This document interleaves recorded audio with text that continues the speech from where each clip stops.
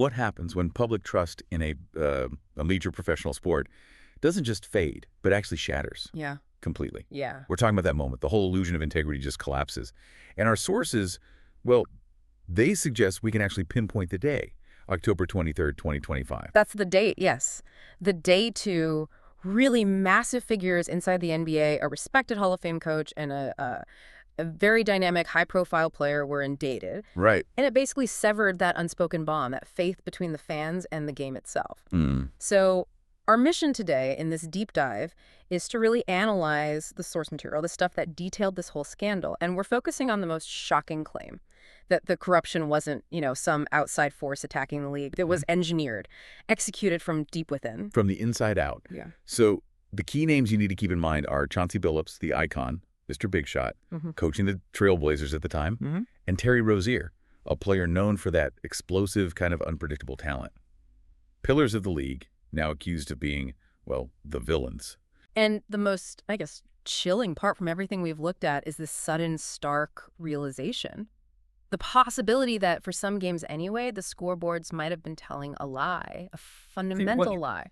Let's try and unpack this betrayal. Starting with the man who, he was supposed to be the picture of stability, of excellence on the sidelines, Chauncey Billups. Right. It's just incredibly hard to square that reputation, Mr. Big Shot, the guy famous for college plays, with the sheer gravity, the organized nature of these allegations he's facing. The contrast is, it's devastating. Mm. Billups, known for leadership, for, competitive purity, is accused of being the public face, the front man, for a highly sophisticated, secret gambling ring. Wow. And let's be really clear here. This wasn't just some casual, high-stakes poker game between rich buddies. Right. Our sources confirm this ring had deep, direct ties to organized crime. And Billups was allegedly the essential piece, the lure. The lure. How so? He used his fame, his access, his whole reputation to draw in these high-net-worth individuals, the victims, essentially, to these games. And this is where it gets, truly shocking. The mechanics of the betrayal. The level of deceit in these alleged poker games. It goes way beyond just, palming a card. Oh, absolutely.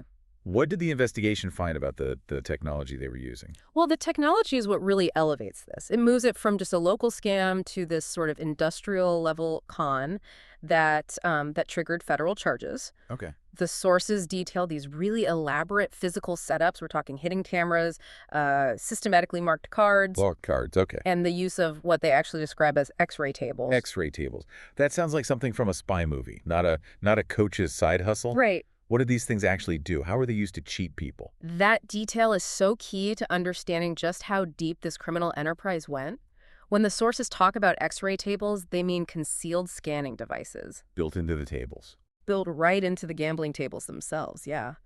These devices could read the marked cards even when they were face down. No way. And then transmit that information in real time to Billups's alleged associates.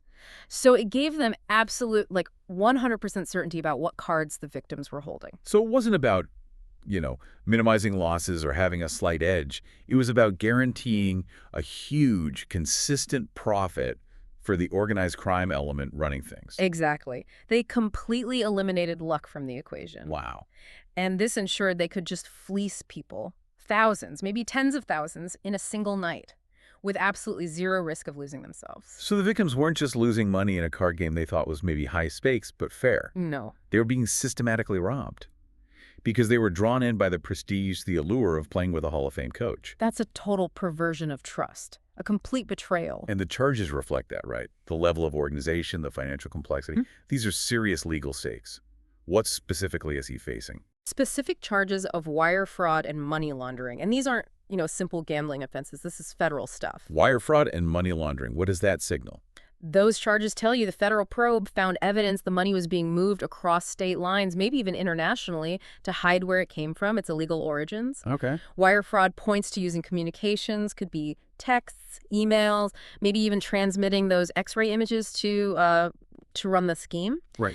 And money laundering shows they were trying to wash that dirty money, bring it back into the legitimate financial system.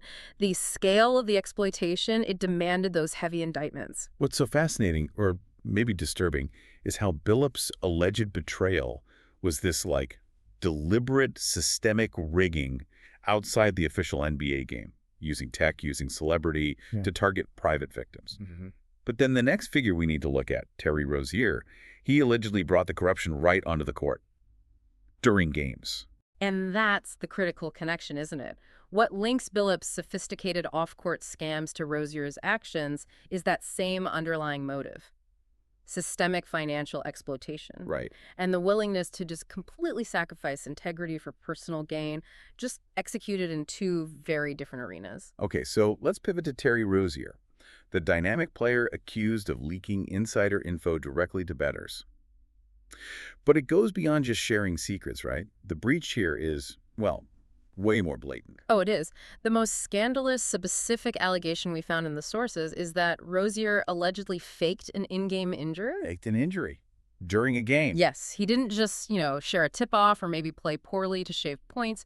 He actively manipulated the reality of the game unfolding live. Deliberately manipulating his own body, the flow of the game, on TV, all for money. Pretty much. And the sources are clear. The motive was to let his associates cash in on very specific prop bets. Exactly. These weren't generic bets on, who wins or the final score. These prop bets would have been things like predicting his early exit from the game. Like betting on under X number of minutes played or something. Exactly. Or maybe first player to be subbed out due to injury. Really specific scenarios tied directly to him leaving the court. Boy, if he faked an injury, wouldn't the NBA's own medical team or someone flag that immediately? How believable could it be? What do the sources say about how he pulled it off? That's a really good question. And it kind of shows the sophistication isn't the right word, maybe the targeted nature of the bet. Okay.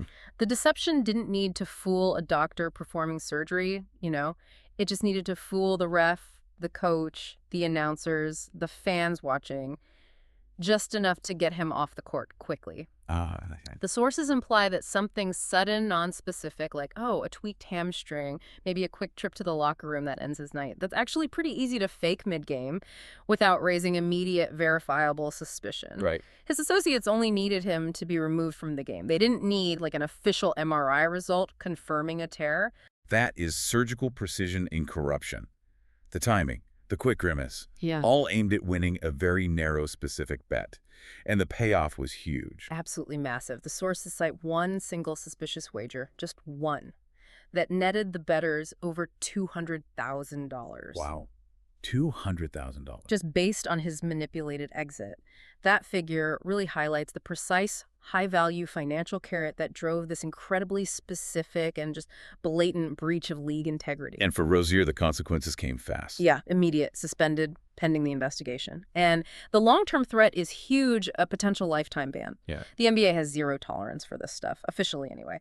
Our sources really frame this as one of the most undeniable, most shocking attempts to just undermine the basic fairness of the game in league history. So if we connect the dots here, Yeah. Billups running these rigged poker games with x-ray tables and market cards, and Rozier faking an injury mid-court for a prop bet payout.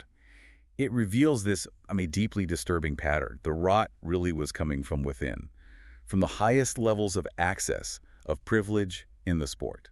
And if you step back, look at the bigger picture, the investigation didn't just stop with these two guys. Right. It points to a wider systemic failure, doesn't it?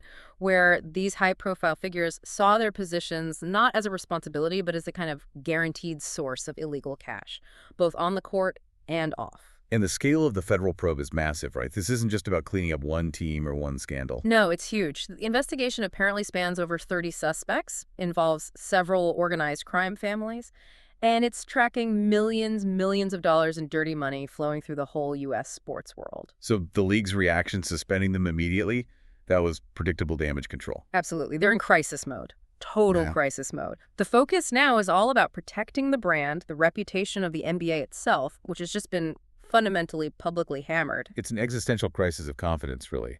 It is. This whole thing, it really is a story of greed, temptation, betrayal. Fame, respect, they became currency used to lure people into rigged rooms.